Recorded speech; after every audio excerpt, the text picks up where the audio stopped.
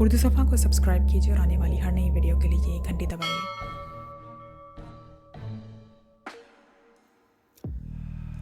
लेकिन जाहिर है वो इसका इजहार बॉस के सामने तो ना कर सकता था, लेकिन इसने दिल ही दिल में बहरहाल फैसला कर लिया था कि इसे जैसा ही मौका मिलेगा वो इसका बदला ज़रूर चुकाएगा। वो लंबे लंबे कदम उठाता पोर्च की तरफ बढ़ता चला गया। पोर्च में इसकी कार के साथ इसका बावर्दी ड्राइवर खड़ा था। इसने जैगर को आते देखा तो जल्दी से आगे बढ़कर इसने कार का अकबी दरवाज़ा खोल दिया तो जैगर अकबी सीट पर बैठ गया। ड्राइवर ने दरवाज़ा बंद किया और फिर घूमकर वो ड्राइवर सीट पर आकर बैठ गया। इसने कार स्टार्ट की, फिर इसे मोड़कर वो फाटक की तरफ ले गया। कार जैसे ही फाटक के करीब पहुंची, फाटक खुल गया और ड्राइवर कार बाहर ले गया। फाटक इसके अकब में बंद हो गया। अब कहाँ जाना है बॉस? ड्राइवर ने मुड़े बगैर कहा। राष्ट्रीय क्लब चलो, जिगर ने कहा तो ड्राइवर ने असबाद में सर हिला दिया। थोड़ी देर बाद कार कॉलोनी से निकलकर सड़क पर दौड़ती हुई आगे बढ़ती चली गई। थोड़ी देर बाद कार एक खुले गेट के अंदर दाखिल हो गई। वो एक मंजिला इमारत थी, लेकिन इसका रकबा खासा वसी था।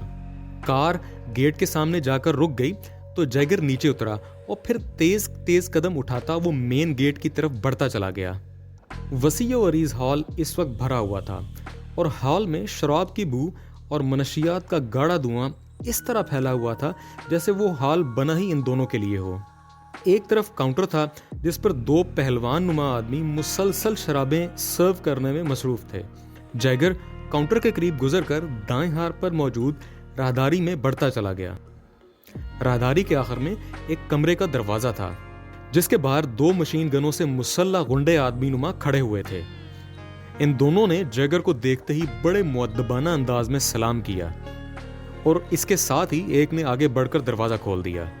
जैगर अंदर दाखिल हुआ। यह एक खासा बड़ा कमरा था जिसे दफ्तर के अंदाज में सजाया गया था। एक बड़ी सी मेज के पीछे एक उधेड़ आदमी बैठा हुआ था। इसके हाथ में शराब का एक जाम था। जैसे ही जैगर ने अंदर कदम रखा, इसने चौंक कर जैगर की तरफ देखा और फिर जाम मेज पर रखकर उठ खड़ा हुआ। तुम और यहां खैरियत? उधेड़ उम्र आदमी ने हैरान होकर कहा। क्यों, क्या मेरा यहां आना मना है? जैगर ने करीब जाकर मुस्कुराते हुए कहा। मना कैसे हो सकता है? मैं तो हैरान हो रहा हूं कि तुम जैसा आदमी मेरे दफ्तर में खुद चलकर कैसे आ गया। उधेड़ उम्र आदमी मुस्कुराते हुए कहा तो जैगर बेख्तियार हंस पड़ा। बाज औकात ऐसा भी होता है राष्ट्र, बैठो। जैगर मुस्कुराते हुए कहा और मेज के साथ रखे हुए सोफे पर बैठ गया। उधेड़ उम्र आदमी मेज के पीछे से निकला और दीवार के साथ लगे हुए एक रैक की तरफ बढ़ गया जिसमें इंतहाई कीमती शराब की बोतलें भरी हुई थीं। उसने एक बोतल उठाई और उसे लाकर जैगर के सामने मौजूद मेज पर रख दिया। फिर इसने मुड़कर बड़ी मेज पर रखा हुआ जाम उठाया और सामने वाले सोफे पर बैठ गया। जैगर ने शराब की बोतल का ढक्कन खोला और बोतल को मुंह से लगा लिया। तकरीबन एक तिहाई शराब पीने के बाद इसने बोतल वापस मेज पर रख दी। अब बताओ कैसे आना हुआ? राशिद ने मुस्कुराते हुए कहा। सोच रहा हूं कि तुम मेरा काम कर भी सकोगे या नहीं, जैगर ने होंठ चबाते हुए कहा। तुम काम तो बताओ, ऐसा कौन सा काम है जो राष्ट्र नहीं कर सकता? राष्ट्र ने मुस्कुराते हुए कहा। जो काम मैं बताना चाहता हूँ वो वाकई ऐसा काम है जिसके बारे में सोचना जरूरी है, जैगर ने कहा और बोतल उठाकर एक मर्तबा फिर अपने मुंह से लगा ली। इस बार इसने आधी बोतल खाली करके बोतल वापस मेज पर रखी। इसका चेहरा पके हुए टमाटर की तरह सुर्ख हो गया था और आंखों से भी सुर्खी चमकने लगी थी। तुम काम तो बताओ, तुम्हारी खातिर तो मैं पूरे काफिरिस्तान को हलाक कर सकता हूँ, राष्ट्र ने जाम से शराब का घूंट लेते हुए कहा। अच्छा पहले हल्फ दो कि जो काम मैं तुम्हें बताऊंगा अगर तुम ना कर सको तो इस बारे में अपनी जुबान हमेशा हमेशा के लिए बंद रखोगे, जैगर ने कहा। क्या जरूरत है इस हल्फ की? तुम्हें मेरे मुतालिक अच्छी तरह इल्म है, राष्ट्र ने बुरा सा मुंह बनाते हुए कहा। नहीं, काम ही ऐसा है। मेरा इत्मीनान तब होगा जब तुम मेरे सामने हल्फ दोगे, जैगर ने कहा तो राष्ट्र ने बाकायदा हाथ उठाकर हल्फ देना शुरू कर दिया। ठीक है, अब मैं मुतमईन हूँ, जैगर ने मुस्कुराते हुए कहा और साथ ही इसने बोतल उठाकर एक मर्तबा फिर अपने मुंह से लगा ली और इस बार वो मुसलसल पीता ही रहा और फिर उसने उस वक्त बोतल मुंह से हटाई जब इसमें शराब का एक कतरा बाकी न रहा था। राष्ट्र खामोश बैठा उसे देख रहा था। बोतल मेज पर रखकर जैगर उठा और बैरूनी दरवाजे की तरफ बढ़ गया। अरे क्या हुआ, तुम वापस जा रहे हो? राष्ट्र ने इंतहाई हैरान होकर कहा, लेकिन जैगर ने बंद दरवाजे को अंदर से लॉक किया और वापस मुड़कर राष्ट्र की करीब बैठ गया। सुनो राष्ट्र, मैं श्याम सिंह को हलाक करना चाहता हूँ। जैगर ने आहिस्ता से राष्ट्र के कान में कहा तो राष्ट्र ऐसा उछला जैसे इसके पैरों से इंतहाई ताकतवर इलेक्ट्रिक तार छू गई हो। क्या क्या कह रहे हो, तुम होश में तो हो? राष्ट्र ने इंतहाई हैरत भरे लहजे में कहा। इसका चेहरा हैरत की ज्यादती से बुरी तरह मस्क हो रहा था। इत्मीनान से बैठ जाओ राष्ट्र, अभी तो तुम कह रहे थे कि तुम मेरे लिए पूरे काफिरिस्तान को हलाक कर सकते हो। जैगर ने मुस्कुराते हुए कहा, मेरे तो तसव्वुर में भी न था कि तुम ये नाम लोगे, लेकिन ये बात तुमने की कैसे? तुम तो उसके दस्ते रास्त हो। राष्ट्र ने दोबारा सोफे पर बैठते हुए कहा। इसके चेहरे पर वैसे ही हैरत मौजूद थी। जब इसने तुम्हें फ़ोन किया था और पाकेशिया के अली इमरान के खात्मे का मिशन दिया था तो मैं उसके पास ही बैठा हुआ था, और वो तो सुरेंद्र सिंह को ये मिशन दे रहा था, लेकिन मैंने जिद की कि ये काम राष्ट्र को दिया जाए। चुनाचे मेरे इसरार पर इसने तुम्हें फ़ोन किया।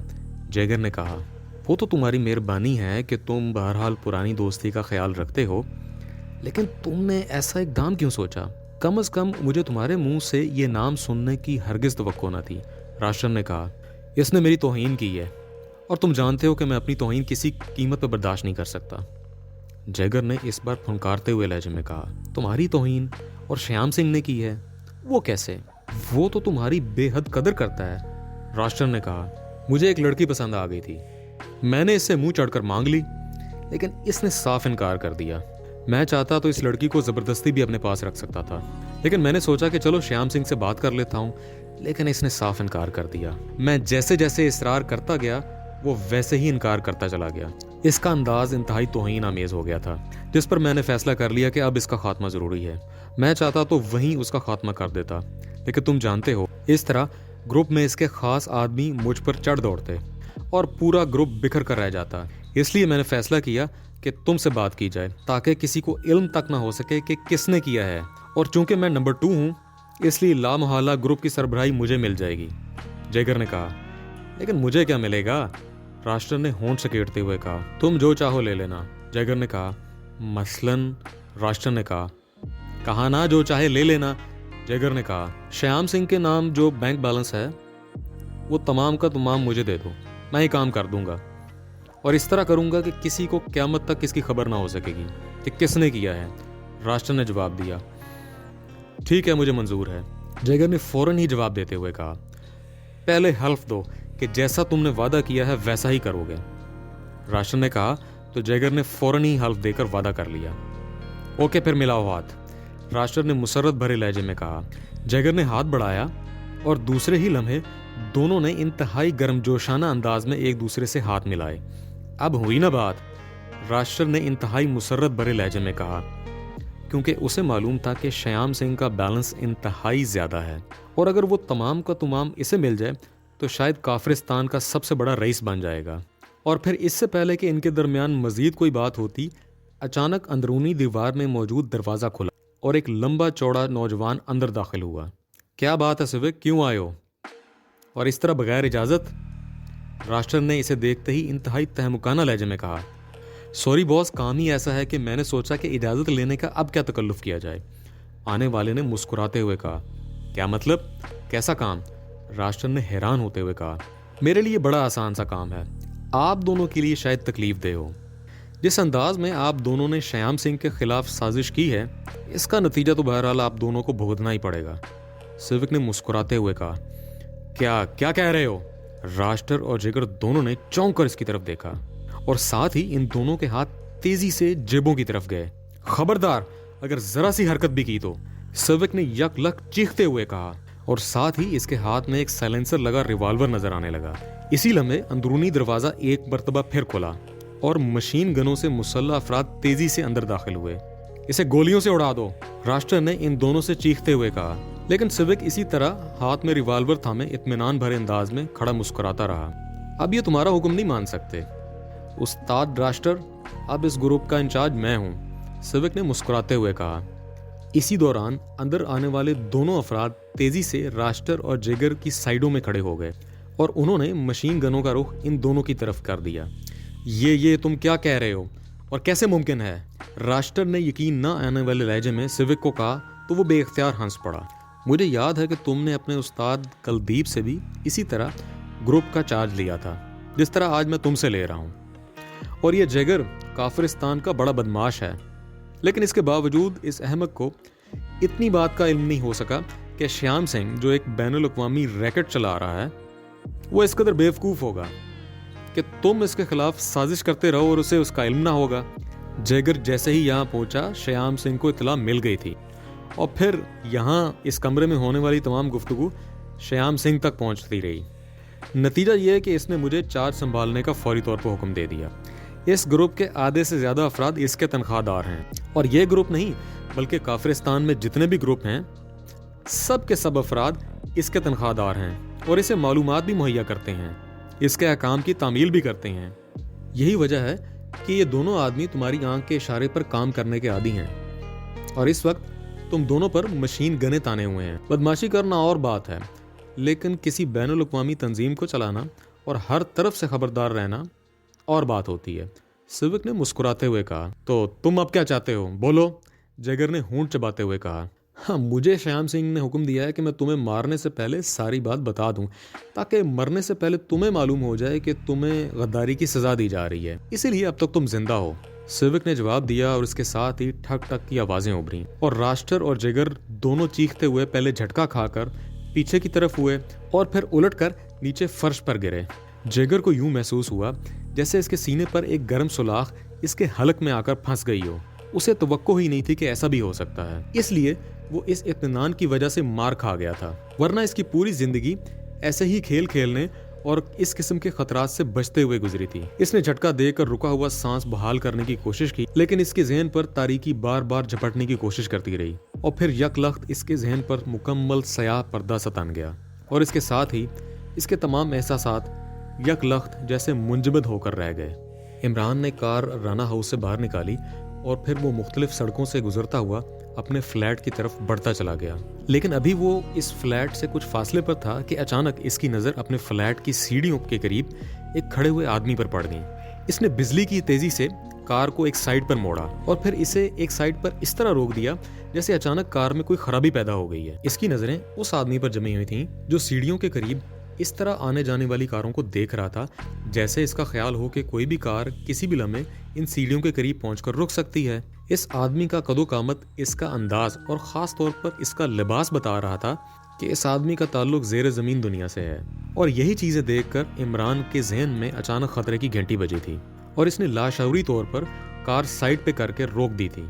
वो चंद लम्हों तक इस आदमी को देखता रहा और फिर इसकी नज़रें घूमती हुई सड़क की दूसरी तरफ फ्लैट के सामने रेस्टोरेंट की तरफ हो गई, क्योंकि वो आदमी बार बार उस तरफ इस तरह देखता जैसे वहां इसका कोई साथी मौजूद हो।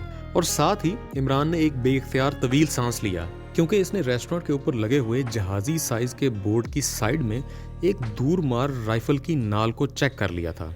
गो आदमी वहां से नजर न आ रहा था, लेकिन राइफल की नाल का एक छोटा सा हिस्सा बहरहाल उसे नजर आ गया था और उस राइफल की नाल का रुख उस आदमी की तरफ ही था जो सीढ़ियों के करीब खड़ा था। इमरान समझ गया कि यह सब क्या खेल खेला जा रहा है। अब इसे मालूम हो गया था कि इस पर कातलाना हमला करने के लिए बाकायदा जाल बिछाया गया है।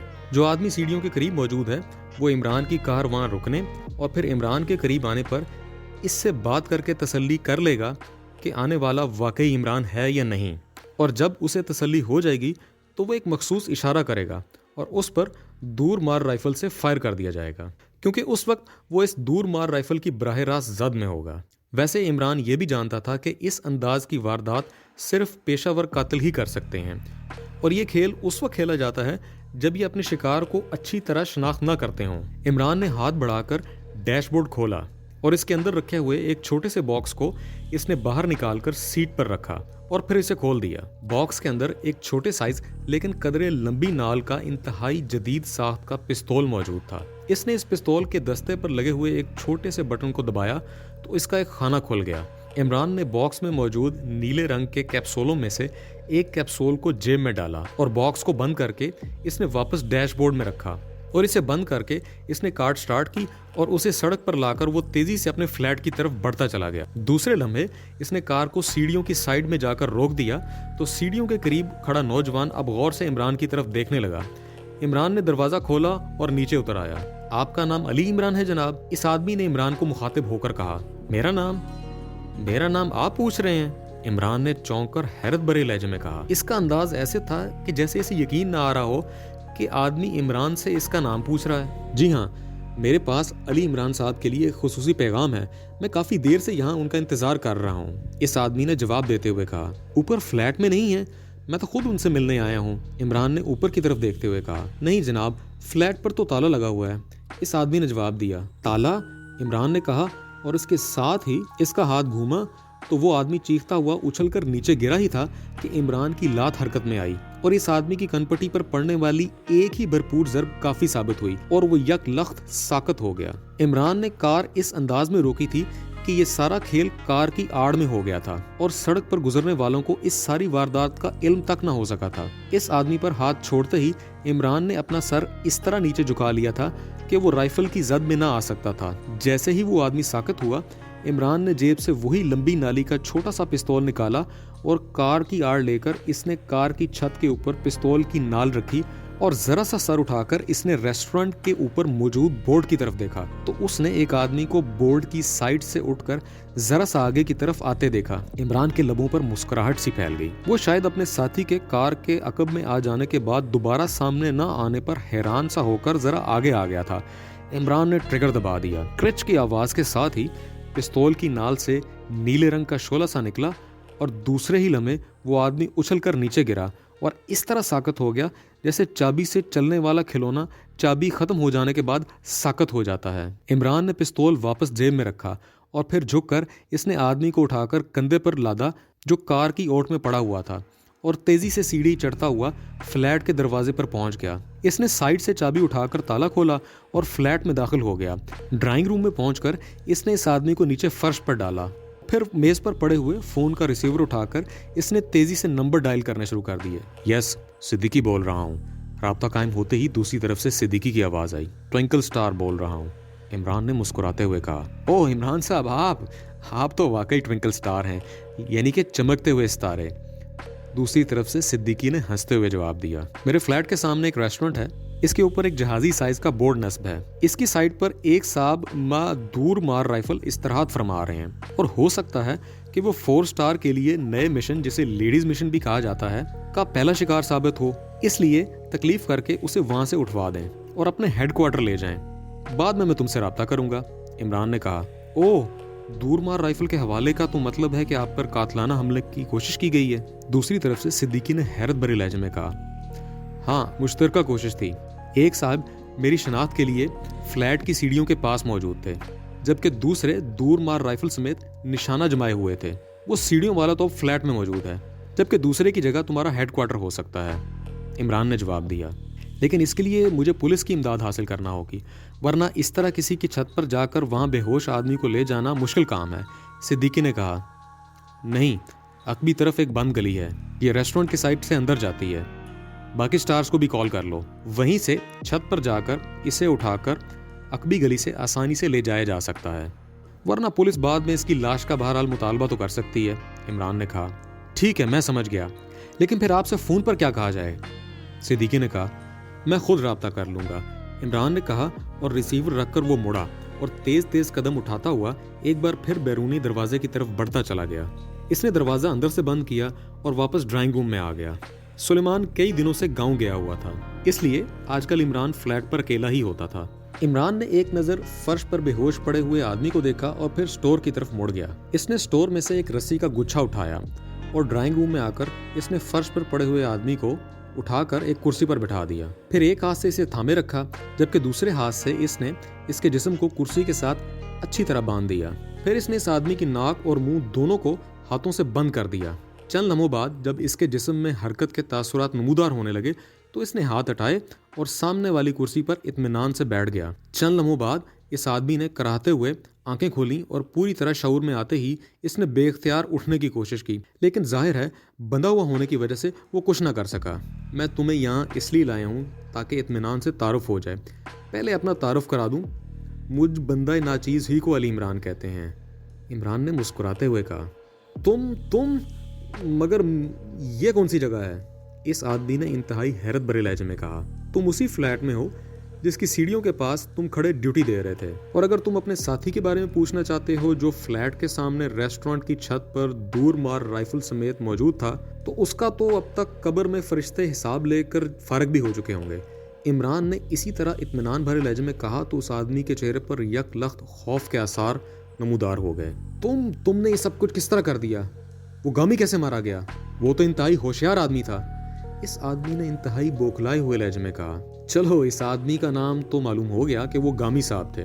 तुम्हारा क्या नाम है? मेरा नाम हाशू है। तो हाशू ने जवाब देते हुए कहा और वो कुछ बोलते बोलते रुक गया। तुम यही कहना चाहते हो ना कि तुमने सिर्फ गामी को मुझे शनाख्त करने के बाद इशारा करना था, बाकी असल काम तो गामी ने ही सरअंजाम देना था? इमरान ने मुस्कुराते हुए कहा तो हाशू ने इस बात में सर हिला दिया। मुझे ये तो मालूम है कि तुम और गामी दोनों पेशावर कातिल हो। शायद गामी तुमसे ज्यादा सीनियर था, इसका निशाना भी तुमसे ज्यादा अच्छा होगा, इसीलिए मेन किरदार इसके जिम्मे लगा होगा। लेकिन मैं सिर्फ तुमसे ये पूछना चाहता हूँ कि तुम्हें मेरा टारगेट किसने दिया? इसका नाम बता दो और तुम्हारा काम खत्म। इमरान ने इस मर्तबा संजीदगी से कहा। मुझे नहीं मालूम, गामी को मालूम होगा, हाशू ने जवाब दिया। इस मर्तबा इसका लहजा पहले की निस्बत बेहद संभला हुआ था। गामी तो मुल्क अदम की जानिब गामजन हो चुका है, इसलिए अब तुम्हें बताना पड़ेगा, इमरान ने कहा। क्या हो चुका है? हाशू ने हैरान होकर कहा तो इमरान मुस्कुरा दिया। उसने ये अल्फाज इसलिए बोले थे ताकि हाशू की सतह को मुकम्मल तौर पर चेक कर सके, क्योंकि हाशू का चेहरा मोरा और इसका अंदाज बता रहा था कि वो बिल्कुल अनपढ़ आदमी नहीं है, बल्कि कुछ पढ़ा लिखा भी है। लेकिन इसके जवाब ने इमरान पर वाज़ेह कर दिया था कि वो इंतहाई निचली सतह से ताल्लुक रखने वाला जराम पेशा है। मतलब है कि वो तो कब्र में उतर चुका है, इमरान ने कहा। तो फिर मैं क्या बता सकता हूँ? मैं तो एक वेटर हूँ, हाशू ने कहा तो इमरान बेख्तियार चौंक पड़ा। अब इसे बात समझ आई थी कि हाशू क्यों इसे खासा पढ़ा लिखा लगता था, क्योंकि वेटर पढ़े लिखे अफराद को मुसलसल सर्व करने की वजह से किसी हद तक ऐसा लहजा अपना लेते हैं जिससे दूसरा उसकी तालीम के बारे में धोखा खा सकता है। लेकिन बहरहाल इतना तो वो जान गया था कि हाशू अगर वेटर है तो किसी बड़े होटल का वेटर नहीं रहा होगा, वरना लाजमन उसे पहचान लेता, क्योंकि बड़े होटलों और क्लबों के वेटर तो उससे अच्छी तरह वाकिफ थे। किस होटल में काम करते हो? इमरान ने पूछा। लालाजार होटल, डिम्पल रोड पर, हाशू ने जवाब दिया। तो तुम्हें यह मालूम नहीं कि तुम्हें यह काम किसने सौंपा है? इमरान ने होंठ चबाते हुए कहा। हाँ, यकीन करो मुझे कुछ मालूम नहीं है, मुझे तो गामी साथ ले आया था। कहने लगा जो आदमी फ्लैट में जाने लगे इससे इमरान के बारे में पूछूं, और जैसे ही इमरान आए मैं सर पर हाथ फेर कर इशारा कर दूं और उस वक्त वो तुम पर फायर खोल देगा। इसका निशाना पूरे दारुल हुकूमत में मशहूर है कि वो दूर से मक्खी को भी निशाना बना सकता है। हाशू ने जब ये कहा तो इमरान ने कोट की जेब से रिवॉल्वर निकाल लिया। ये रिवॉल्वर देख रहे हो, इसका मैगजीन भरा हुआ है, इमरान ने रिवॉल्वर का मैगजीन खोलते हुए कहा। लेकिन अब मैं इसे खाली कर रहा हूँ, इमरान ने कहा और चैम्बर से गोलियां निकालनी शुरू कर दी। हाशू के चेहरे पर यह कार्रवाई देखकर घबराहट के तासुरात उभर आए। शायद उसे इस कार्रवाई की वजह तस्मीया समझ आ रही थी। अब ये खाली हो गया है, देख लिया तुमने, अब मैं इसमें गोली डाल रहा हूं, इमरान ने किसी माहिर शोबदाबाज की तरह बात करते हुए कहा। लेकिन ये सब तुम क्यों कर रहे हो? हाशू ने आखिरकार कह दिया तो इमरान मुस्कुरा दिया। इसने चैम्बर बंद किया और फिर उसे तेजी से घुमाना शुरू कर दिया। काफी देर तक घुमाने के बाद इसने हाथ रोक लिया। अब इतनी बात तो तुम्हारी समझ में आ जाएगी कि चैम्बर के 12 खानों में से एक खाने में गोली है, बाकी 11 खाने खाली हैं। चूंकि मैंने चैम्बर को घुमाया है इसलिए अब कुछ नहीं कहा जा सकता कि गोली वाला खाना कहाँ हो सकता है और कहाँ नहीं। हो सकता है वो ट्रिगर के सामने हो और हो सकता है कि एक खाना पीछे हो। अब मैं 5 तक गिनूंगा और इसका ट्रिगर दबा दूंगा। अब ये तुम्हारी किस्मत, अगर गोली वाला खाना ट्रिगर के सामने ना हुआ तो तुम्हें एक चांस मिल जाएगा, वरना गोली तुम्हारी खोपड़ी के टुकड़े कर देगी। इसी तरह मैं फिर 5 तक गिनूंगा और ट्रिगर दबाऊंगा। अब आगे तुम्हारी किस्मत के तुम्हें मजीद कितने चांस मिलते हैं और कब तक तुम्हारी खोपड़ी टुकड़ों में तब्दील हो जाती है। इसने इसे ऐसे तफसील समझाते हुए कहा जैसे कोई उस्ताद किसी ज़हीन बच्चे को समझाता है। मगर तुम क्या चाहते हो? मुझे छोड़ दो, मुझे माफ कर दो, इस बार इसने घबराए हुए लहजे में कहा। माफी तुम्हें सिर्फ उसी सूरत में मिल सकती है जब तुम इसका नाम बता दो जिसने तुम्हें और गामी को मेरे कत्ल के लिए हायर किया है। और हाँ, नाम भी दुरुस्त बताना, क्योंकि मैंने इसकी बाकायदा तस्दीक करनी है, इमरान ने कुर्सी से उठते हुए कहा। और इस बार इसने रिवॉल्वर की नाल हाशू की दोनों आंखों के दरमियान रखकर उसे दबाना शुरू कर दिया और आहिस्ता आहिस्ता गिनती शुरू कर दी। हाशू के चेहरे पर बेख्तियार पसीना आने लगा। रुक जाओ, बताता हूँ, रुक जाओ। अभी इमरान 3 तक ही पहुंचा था कि हाशू बेख्तियार हज़ियानी अंदाज में चीख पड़ा। बोलो वरना गिनती जारी रहेगी, इमरान ने सर्द लहजे में कहा। जेमसन ने हायर किया था, जेमसन ने, लॉर्ड होटल के जेमसन ने। हाशू ने हजियानी अंदाज में चीखते हुए कहा, कहाँ है ये लॉर्ड होटल? इमरान ने पूछा। गैरेज रोड पर बड़ा होटल है, इसके नीचे तहखानों में जो भी है इसका मालिक जेमसन है, यहाँ का मशहूर बदमाश है। गामी उसके लिए मुस्तकिल तौर पे काम करता है। हाशू ने कहा तो इमरान ने रिवॉल्वर जेब में वापस रखकर मुड़ा, फिर इसने रिसीवर उठाया और नंबर मिलाने शुरू कर दिए। यस, दूसरी तरफ से सिद्दीकी की आवाज़ आई। चूंकि इसने 4 स्टार के हेडक्वार्टर का नंबर डायल किया था, इसलिए सिद्दीकी ने सिर्फ यस कहने पर ही इत्तेफाक किया। इमरान बोल रहा हूँ सिद्दीकी, वो आदमी पहुंच गया हेडक्वार्टर्स? इमरान ने पूछा। जी हाँ, अभी थोड़ी देर पहले ही हम इसे लेकर पहुंचे हैं, लेकिन ये तो किसी गैस के असर से बेहोश है, सिद्दीकी ने जवाब दिया। हाँ, इसके मुंह में पानी डालो, होश में आ जाएगा। मैंने इससे BS कैप्सूल का निशाना बनाया था ताकि वो हरकत ना कर सके, और होश में लाकर इसका नाम भी पूछो। इसे मालूम करो कि इसे मेरे कत्ल का मिशन किसने सौंपा है। इमरान ने कहा, जो आदमी आपके पास है इसने क्या बताया है? दूसरी तरफ से सिद्दीकी ने कहा, इसने इसका नाम गामी बताया है और इसका कहना है कि वो गामी का असिस्टेंट है और उसका नाम हाशू है। गामी और उसे कैरेज रोड पर वाकई किसी लॉर्ड होटल के मालिक जेमसन ने हायर किया है। मैंने वो होटल देखा हुआ है, वो तो इंतहाई घटिया टाइप का होटल है। मुझे यकीन नहीं आ रहा कि ऐसे होटल का मालिक मेरे कत्ल के लिए किसी और को हायर करेगा, इसलिए इस पर हाथ डालने से पहले मुकम्मल तस्दीक करना चाहता हूँ। ठीक है, मैं अभी इंक्वायरी करके आपको फ़ोन कर देता हूँ, दूसरी तरफ से सिद्दीकी ने कहा। तो इमरान ने ओके कहकर रिसीवर रख दिया। तुम कौन हो? क्या तुम्हारा ताल्लुक पुलिस से है? हाशू ने हैरत भरे लहजे में कहा। अगर पुलिस से मेरा ताल्लुक होता तो तुम्हारे इस जैस्मिन साहब को मुझे कत्ल कराने की क्या जरूरत थी? जितनी रकम इसने गामी और तुम्हें देने का वादा किया होगा, इससे कम रकम पर तुम्हें खुद इसकी ताबेदारी करने पर रजामंद हो जाता। इमरान ने मुस्कुराते हुए जवाब दिया। तो फिर तुम कौन हो? हाशू ने कहा। बताया तो है ना कि मेरा नाम अली इमरान है। इमरान ने जवाब दिया। वो तो है, लेकिन तुम काम क्या करते हो? हाशू ने कहा, ये मैं उस वक्त बताऊंगा जब तुम्हारी बात की तस्दीक हो जाएगी, क्योंकि फिर तुम्हारे जिंदा रहने का स्कोप बन जाएगा, वरना बहरहाल तुमने मरना तो है। इस सूरत में तुम्हें ख्वाम अपने ज़हन पर कोई बोझ डालने की जरूरत नहीं है। इमरान ने जवाब दिया। मैंने सच कहा है। हाशू ने एक मरतबा फिर बुखलाए हुए लहजे में कहा। तुम एक पेशावर कातिल हो, दूसरों को तो बगैर किसी हिचकिचाहट के मार देते हो, लेकिन तुम्हारा अपना ये हाल है कि मौत का लफ्ज़ सुनते ही तुम्हारा चेहरा जर्द पड़ जाता है और आवाज़ लड़खड़ाने लगती है। इमरान ने बुरा सा मुंह बनाते हुए कहा। मैं तो वेटर हूँ, मैं कातिल तो नहीं हूँ, कातिल तो गामी था। हाशू ने जवाब दिया। अभी मालूम हो जाएगा, कुछ देर सब्र तो कर लो, इमरान ने कहा। और फिर तकरीबन 15 मिनट के बाद फ़ोन की घंटी बज उठी। इमरान ने हाथ बढ़ाकर रिसीवर उठा लिया। इमरान बोल रहा हूँ, इमरान ने संजीदा लहजे में कहा। उसे मालूम था कि कॉल सिद्दीकी की तरफ से होगी। सिद्दीकी बोल रहा हूँ इमरान साहब, इस आदमी ने जुबान खोल दी है। ये पेशावर कातिल है, इसका नाम गामी है। इसके कहने के मुताबिक इसे कैरेज रोड के लॉर्ड होटल के मालिक जैस्मिन ने बुलाया और इसे आपका नंबर और पता देकर कहा, इस फ्लैट में रहने वाले आदमी अली इमरान को हलाक कर दो। लेकिन जैस्मिन के पास ना ही हुलिये की तफसील थी और ना को तस्वीर, जिस पर गामी ने अपने साथी हाशू को बुलाया और वो फ्लैट पर गया तो वहाँ तो ताला लगा हुआ था। चुनाचे गामी के बकौल वो अकबी गली से छुप कर एक छत पर चढ़कर बैठ गया, जबकि हाशू को उसने फ्लैट की सीढ़ियों की तरफ खड़ा कर दिया ताकि जो भी फ्लैट पर चढ़ने लगे हाशू इसे शनाख्त कर ले और अली इमरान आए तो हाशू पुरमखसूस अंदाज में सर पर हाथ फेर कर अलहदा हो जाए। इसके बाद गामी अपनी दूर मार राइफल से उसको निशाना बना ले। बकौल गामी के हाशू फ्लैट की सीढ़ियों के पास मौजूद था कि अचानक वहां एक कार आकर रुकी। कार में से एक आदमी बाहर आया, लेकिन हाशू और वो आदमी कार की ओट में थे और उसे अच्छी तरह नजर ना आ रहे थे। इसलिए जब वो बोर्ड की ओट से बाहर निकल आया तो दोनों कार की ओट में गायब हो गए। अभी वो सूरत हाल को समझ ना पाया था कि इसने कार की छत से एक नीले रंग का शोला सा चमकता दिखाई दिया और इसके साथ ही इसके जिस्म को एक झटका लगा और वो छत पर पुश्त के बल गिरा और फिर वो बेहोश हो गया। सिद्दीकी ने पूरी तफसील बताते हुए कहा, इस गामी से जैस्मिन के बारे में पूरी तफसील मालूम करो और उस जैस्मिन को उठा लाओ। मैं तुम्हारे हेडक्वार्टर पहुंच रहा हूँ। मेरी समझ में ये नहीं आ रहा कि ये क्या चक्कर चल रहा है, क्योंकि ये सब लोग इंतहाई निचले तबके से ताल्लुक रखते हैं और ऐसे लोगों को मेरे खिलाफ हायर करना समझ में नहीं आता। इमरान ने कहा, ठीक है, मैं चौहान और नुमानी को भी भेज देता हूँ, मैं वहीं हेडक्वार्टर पर ही हूँ, आप आ जाएं। दूसरी तरफ से सिद्दीकी ने कहा तो इमरान ने रिसीवर रख दिया। तुम्हारी बातों की तो तस्दीक हो गई है हाशू, लेकिन ये बात मेरी समझ में नहीं आ रही कि जब मैं जैस्मिन को जानता ही नहीं और ना ही जैस्मिन मुझे जानता है, तो फिर इसे क्या ज़रूरत थी मुझे कत्ल कराने की? इमरान ने हाशू से मुखातिब होकर कहा। जाहिर है इसे भी ये काम किसी ने दिया होगा, इसने आगे गामी को दे दिया।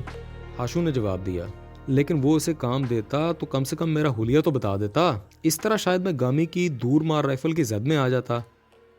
इमरान ने होंठ चबाते हुए कहा, अब मैं क्या कह सकता हूँ, तुम तो मुझे छोड़ दो।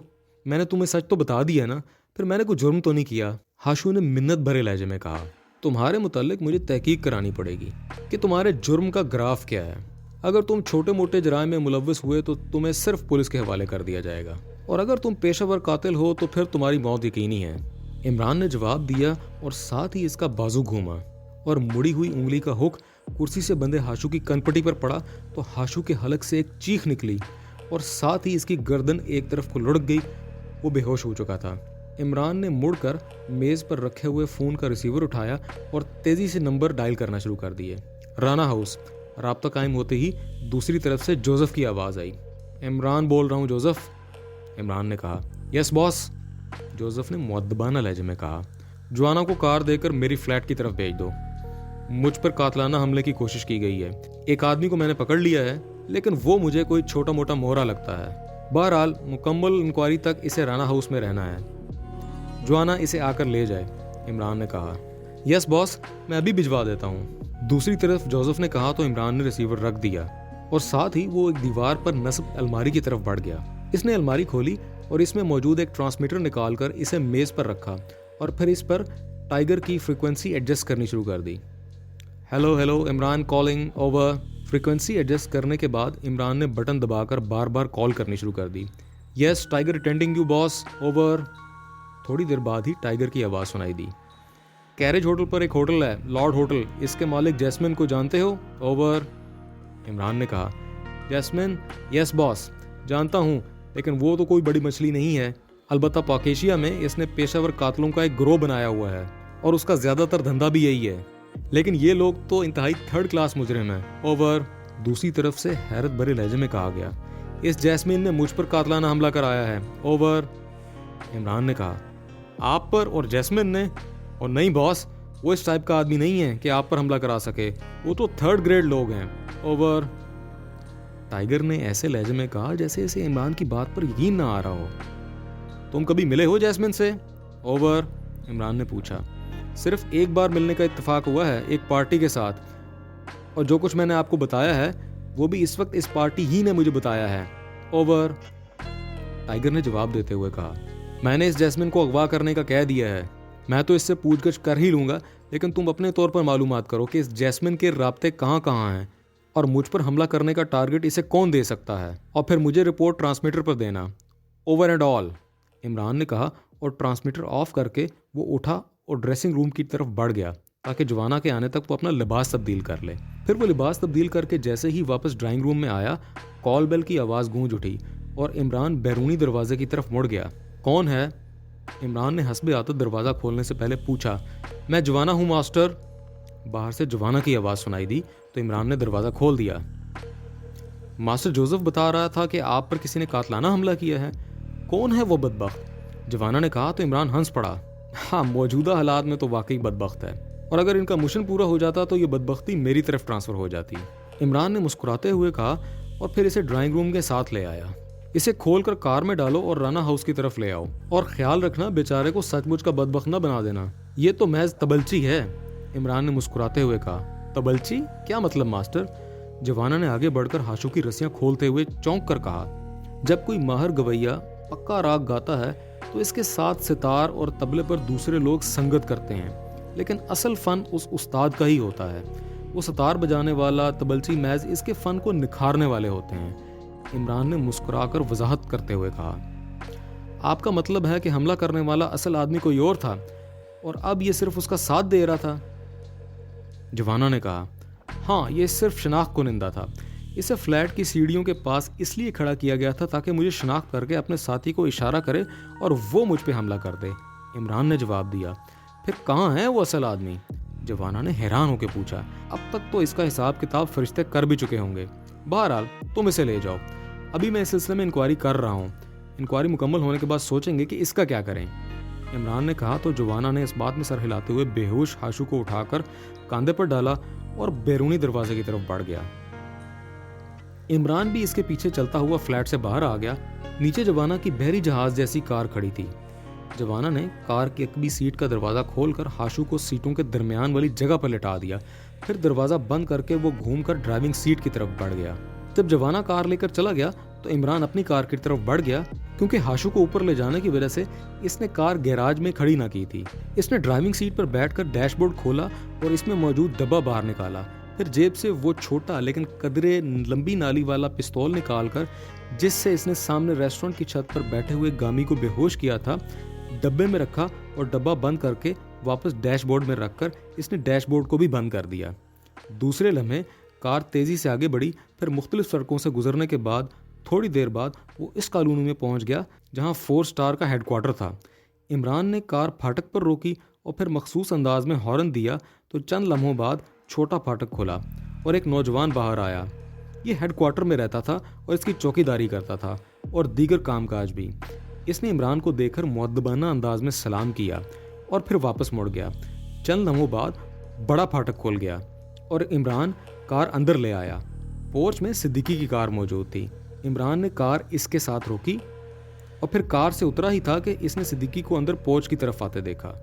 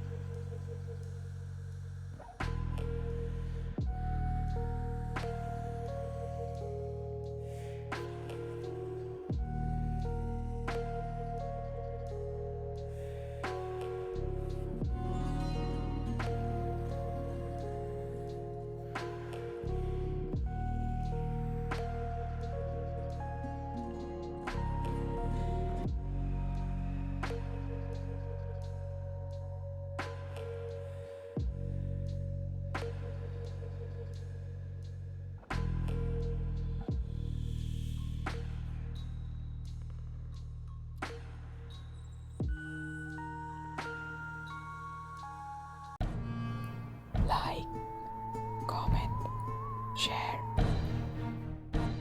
press the bell icon.